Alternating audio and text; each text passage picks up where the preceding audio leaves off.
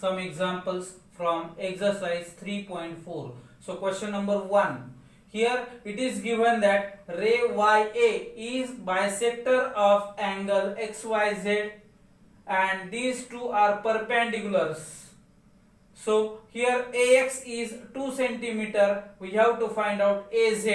So here we can write ray YA is bisector of angle XYZ. Therefore, by angle bisector theorem,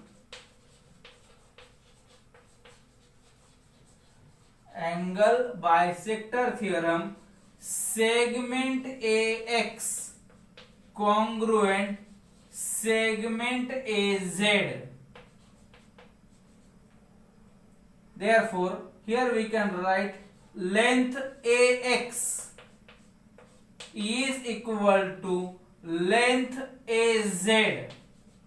So, here length AX is 2 centimeter. Therefore, length AZ is also equal to 2 centimeter. So, in this way we can write the solution of this example. Now next, here it is given that segment PT is congruent with segment PR and these two are perpendiculars on sides of triangle angle TSR. So again angle REST is 56 degree. So we have to find out measure of angle RESP. This angle we have to find out, and that too with reason we have to write it. So first of all, we will show that these two triangles are congruent. So for that, here we write solution in triangle PRS and triangle PTS. Segment PT congruent segment PR given hypotenuse PS congruent hypotenuse PS. This is common side.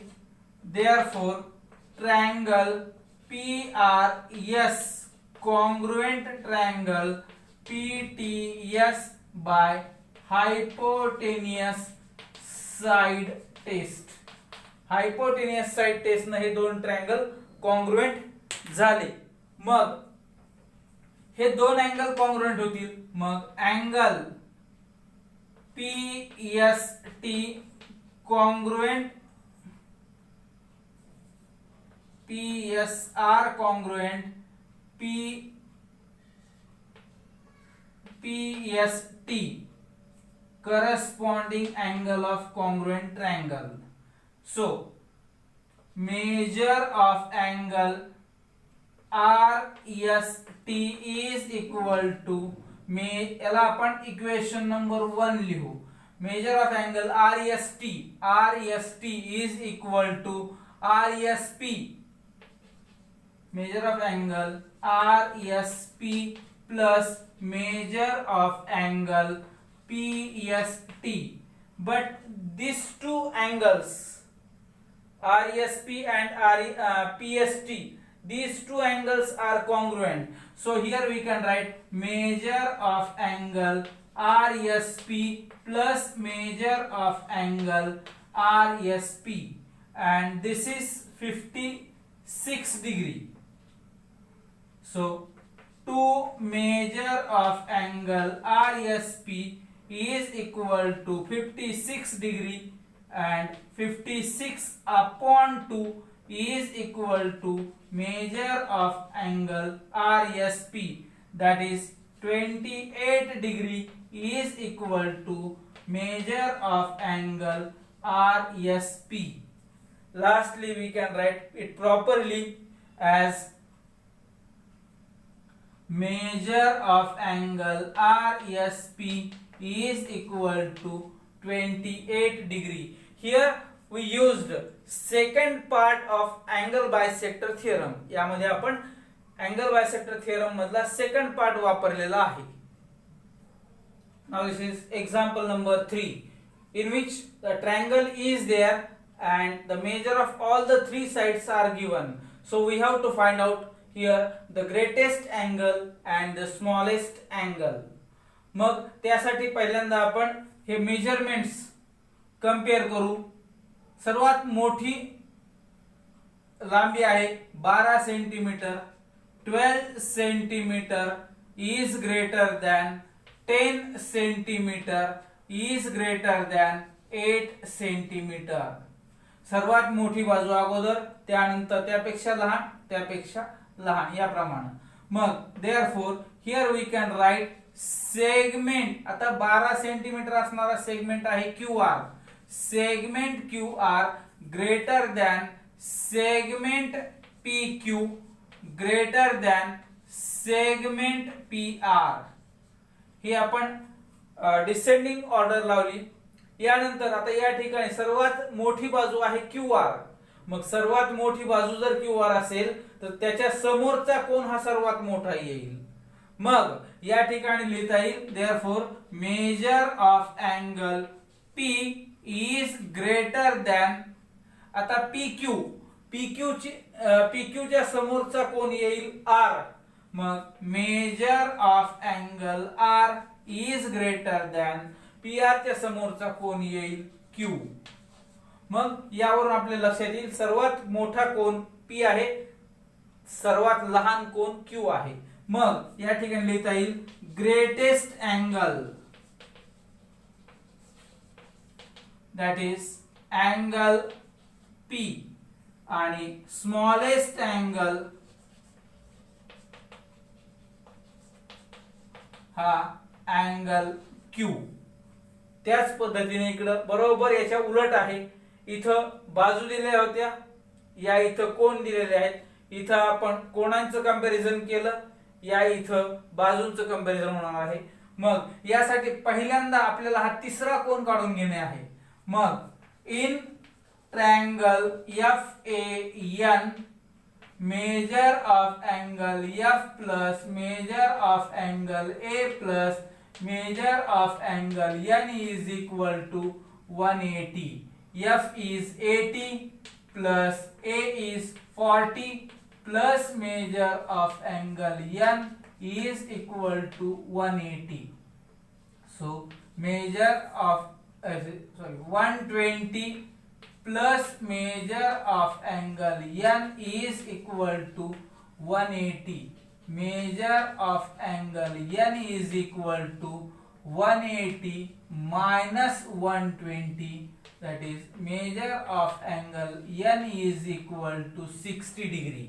म्हणजे हा तिसरा कोन आपल्याला मिळाला 60 अंशाचा. जसं या ठिकाणी आपण लांबींचं कंपॅरिझन केलं तसं या ठिकाणी आता कोनांचं कंपॅरिझन करायचं. मग in triangle FAN 80 degree is greater than 60 degree is greater than 40 degree. मग 80 अंशाचा कोन आहे अँगल F. त्यानंतर 60 अंशाचा आहे अँगल N आणि त्यानंतर 40 अंशाचा आहे अँगल A. मग हा कोन सर्वात मोठा आहे F, तर त्याच्या समोरची बाजू सर्वात मोठी. म्हणून या ठिकाणी segment AN is greater than segment AF is greater than segment FN. मग सर्वात मोठी बाजू झाली AN आणि लहान बाजू झाली FN. मग या ठिकाणी लिहायचं greatest side, that is segment AN आणि smallest side ही झाली segment FN. तर Now, example number 5. Here this triangle ABC is an equilateral triangle. That means all the sides of this triangle are congruent. So, here we can write segment AB congruent, segment BC congruent, segment AC. Let it be step number 1. Now, if we take segment AB congruent segment BC. AB आणि BC या दोन sides congruent आहेत. याचा अर्थ AB च्या समोरचा हा कोन, BC च्या समोरचा हा कोन A आणि AB च्या समोरचा हा कोन C हे दोन्ही कॉन्ग्रुएंट होतील. म्हणजेच therefore we can write angle A is congruent with angle C. This is by isosceles triangle theorem. Let it be step number 2. Now if we take segment BC congruent segment AC, BC congruent segment AC. So BC च्या समोरचा कोन आहे A, angle A congruent angle B. Step number 3. This is also by isosceles triangle theorem. So from 2 and 3 we can write angle A congruent angle B congruent angle C. That means all angles are congruent. So therefore we can write triangle ABC is equiangular. Now next example, that is example number 6.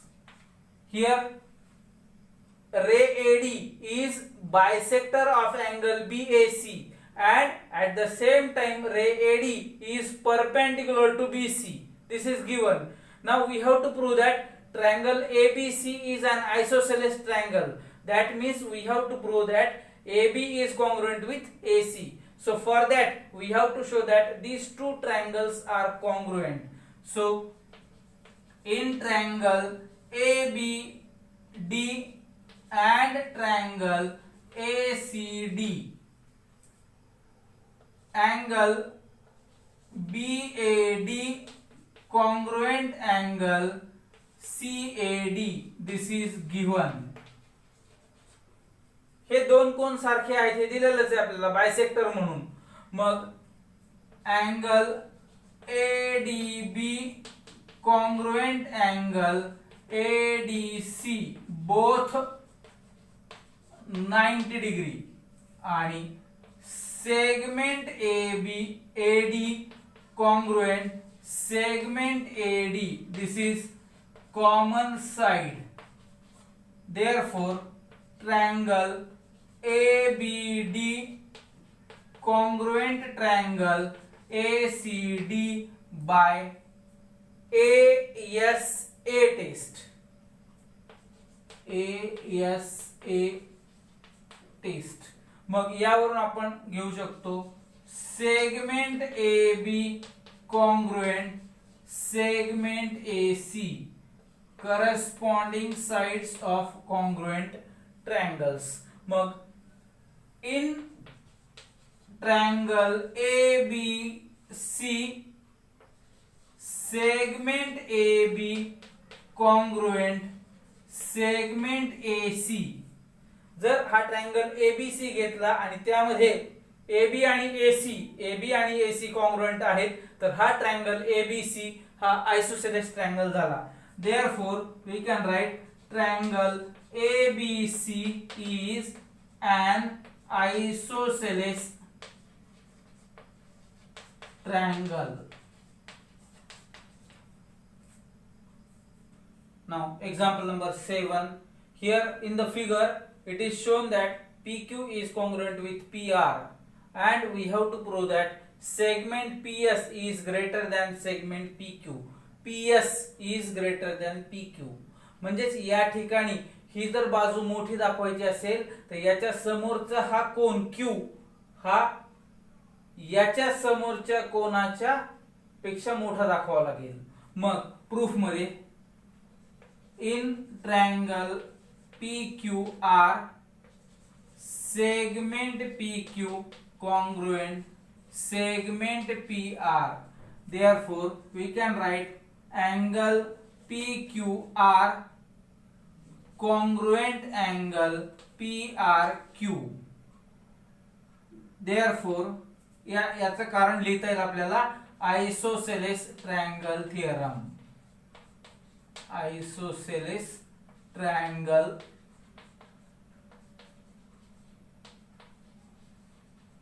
Theorem. मग measure of angle PQR is equal to measure of angle PRQ. Let it be step number 1. आता angle PRQ is an exterior angle of triangle PRS. मग measure of angle PRQ is always greater than measure of angle PRQ is always greater than measure of angle PSR. मग हा exterior angle आहे तर याचं माप हे कधीही remote interior angle पेक्षा मोठं असतं. मग याला आपण कारण लिहू शकतो इथं एक्सटेरियर अँगल थिअरम. मग आता याची नाव बदलायचे. PRQ च्या जागी PQR लिहायचं पहिल्यांदा कारण हे दोन्ही अँगल कॉन्ग्रुएंट आहेत. मग measure of angle PQR is greater than major of angle PSR म्हणण्याच्या ऐवजी PSQ म्हणायचं. कोण तोच आहे, फक्त नाव बदल केला आणि हा जो बदल केला आहे हा फ्रॉम 1. मग पुढं PQR म्हणण्याच्या ऐवजी PQS म्हणायचं. मग measure of angle PQS is greater than major of angle PSQ. मग पुढं in triangle PSQ measure of angle PQS is greater than measure of angle PSQ. पहा आता मोठा ट्रायंगल PQS मध्ये पाहायचं. PQS हा angle Q is greater than angle S. that means याच्या समोरची जी बाजू आहे ती याच्या समोरच्या बाजूपेक्षा मोठी असेल. मग therefore we can write segment PS is greater than segment PQ. कारण हा कोन मोठा आहे तर याच्या समोरची बाजू PS आहे ही मोठी असेल आणि हा कोन लहान आहे म्हणून याच्या समोरची बाजू PQ ही लहान असेल. So PS greater than PQ.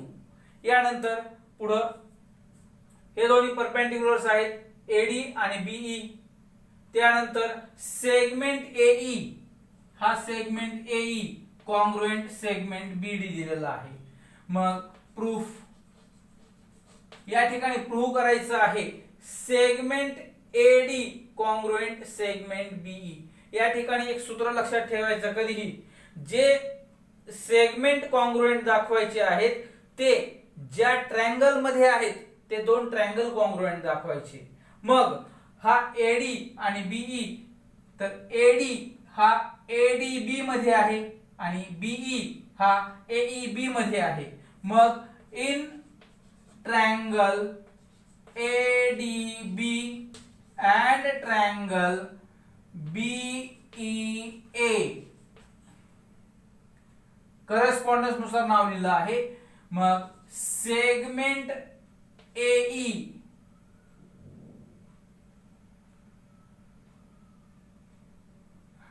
Segment बीडी घेऊ आपण या ठिकाणी. Segment BD congruent segment AE this is given. तर हा सेगमेंट AE ला कॉन्ग्रुएंट आहे आणि ही साइड ही हायपोटेनियस आहे. मग या ठिकाणी डायरेक्ट घेता येईल hypotenuse AB congruent hypotenuse AB congruent hypotenuse BA common side. लक्षात येतंय का? बघा हा ट्रायंगल ADB जर पाहिला तर ही बाजू याला कॉन्ग्रुएंट आहे, पण त्याच वेळी ADB मध्ये ही साइड ही हायपोटेनस होणार आहे. त्याच बरोबर हा BEA जो आहे याच्यामध्ये हा कोण काटकोन आहे, याचा अर्थ याच्या समोरची बाजू ती पण ABच असणार आहे, ती हायपोटेनस होईल. त्याप्रमाणे हे घेतलं आहे. मग therefore triangle ADB congruent triangle BEA by hypotenuse side test. Therefore याच्यावरून आपल्याला जे पाहिजे ते घ्यायचं आहे. Segment AD congruent segment BE corresponding side of congruent triangle. So in this way we can prove it. Now next concept is similarity. So for that we will take some examples. पहा या ठिकाणी एखादी आकृती काढत असताना त्रिकोणाच्या बाजू जर समजा सांगितलं की 2 सेंटीमीटर घ्या, पण या ठिकाणी मी जर 2 सेंटीमीटर एवढंच अंतर घेतलं तर ती आकृती एवढीच होईल. मग या ठिकाणी मला जर 2 सेंटीमीटर घ्यायचं असेल तर या ठिकाणी मला ते कमीत कमी एक अंदाजे 8 सेंटीमीटर घ्यावं लागेल आणि मग याला मला 2 सेंटीमीटर म्हणावं लागेल. तर तुम्हाला ही आकृती शेवटच्या बाकापर्यंत दिसेल.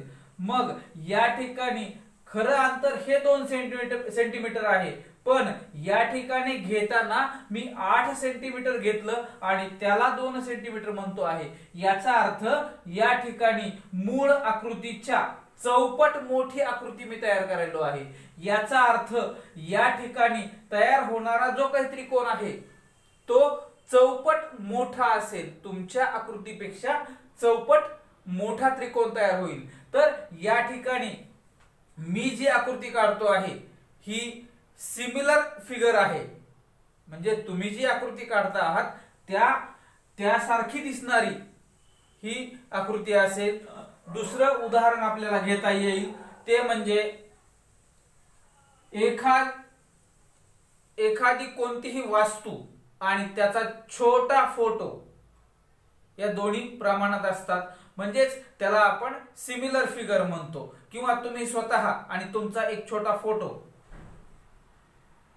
या सिमिलर फिगर झाल्या. त्याच पद्धतीनं दुसरं उदाहरण जर घ्यायचं झालं तर मोबाईल मध्ये आपल्याला एखादं छोटं चित्र जर आलं असेल तर ते आपण पाहण्यासाठी मोठं करतो, त्याला एनलार्ज करतो आणि एनलार्ज जसं करत जाऊ तसं जो काही आकार मिळत जातो त्याला आपण सिमिलर फिगर म्हणतो. तर अशा पद्धतीनं वेगवेगळी उदाहरणं आपल्याला घेता येतील. यानंतर आपल्याला पाहायचं आहे similarity in triangles. So similar triangle. Now triangle ABC and another triangle is there, triangle PQR. We say that these two triangles are similar. Then we can say first conclusion we can take from this, the corresponding sides are in proportion.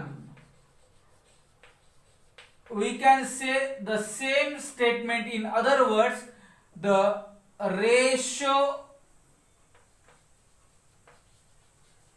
the ratio of corresponding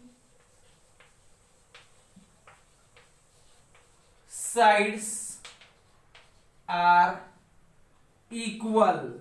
Now if we take the correspondence of these two triangles in the same way, ABC corresponds to PQR, ABC corresponds to PQR, then we can write AB upon PQ is equal to BC upon QR is equal to AC upon PR. तर अशा पद्धतीने आपण हे ratio equal आहेत याचाच अर्थ corresponding sides या proportion मध्ये आहेत असं आपण या ठिकाणी म्हणू शकतो. यानंतर दुसरं कन्क्लुजन या ठिकाणी आपण काढू शकतो ते म्हणजे corresponding angles are congruent. Corresponding angles जे आहेत ते कॉन्ग्रुएंट असतात. म्हणजे angle A congruent angle P, angle B congruent angle Q, angle C congruent angle R. So angle A congruent angle P, angle B congruent angle Q, angle C congruent angle R. So in this way two concepts are there. If two triangles are similar, then corresponding sides are in proportion, and the second is corresponding angles are congruent. Now these are examples from exercise 3.5. So first, triangle ABC similar triangle LMM. So here we have to explain the corresponding sides and corresponding angles, what the condition will be.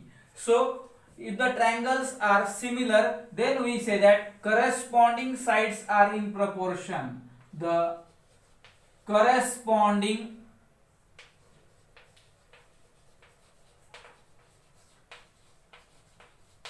sides are in proportion. That means we have to write their ratios with equal sign. So AB is to PQ, AB is to LM is equal to BC is to MN is equal to AC is to LN. This we can say corresponding sides of similar triangle, CSST. Now regarding angles, the corresponding angles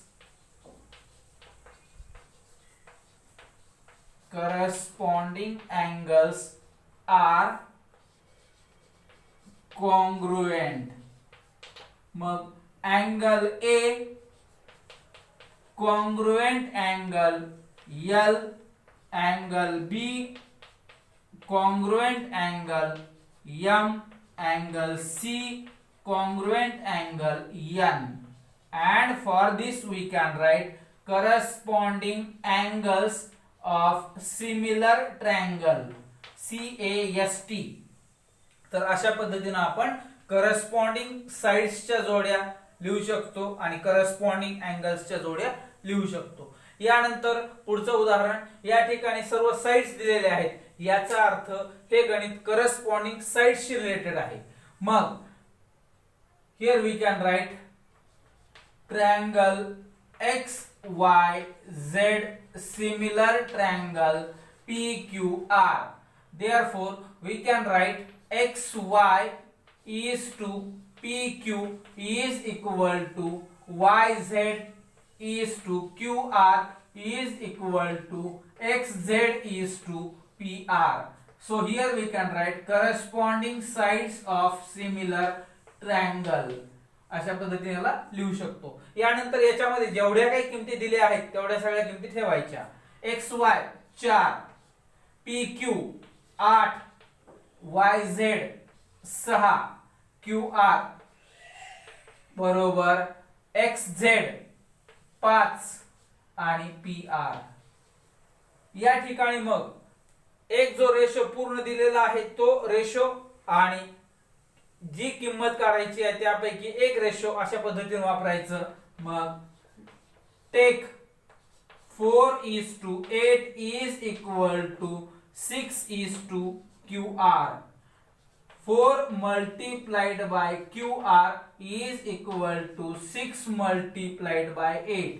So QR is equal to 6 multiplied by 8, that is 48 upon 4. So QR is equal to 12. So 12 centimeter.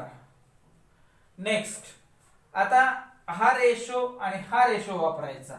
मग take 4:8 is equal to 5:PR. So 4 into PR is equal to 5 multiplied by 8. So PR is equal to 40 upon 4, that is PR is equal to 10 centimeter. तर अशा पद्धतीने आपण किमती काढू शकतो. Now this is third example. In this we have to draw two similar triangles with the measurements.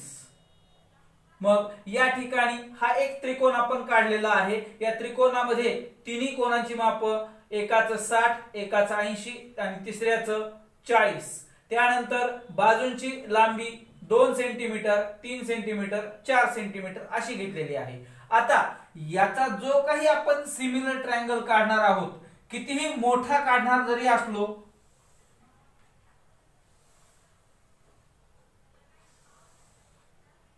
तरीही या ठिकाणी कोणांची माप बदलणार नाहीत. मग हा 80, हा 60 आणि हा 40, म्हणजे त्रिकोण कितीही मोठा झाला तरीही त्या ठिकाणी त्या कोणांची माप बदलणार नाहीत. हा झाला एक भाग. त्यानंतर याच्या ज्या बाजू आहेत, आपल्याला हा त्रिकोण हा किती पट मोठा करायचा आहे हे आपण ठरवायचं. मग हा 2 सेंटीमीटर आहे, याला मी तिप्पट जर केलं तर हा झाला 6 सेंटीमीटर. मग यालाही तिप्पट करणं आहे तर हा 3 आहे, तर हा झाला 9 सेंटीमीटर.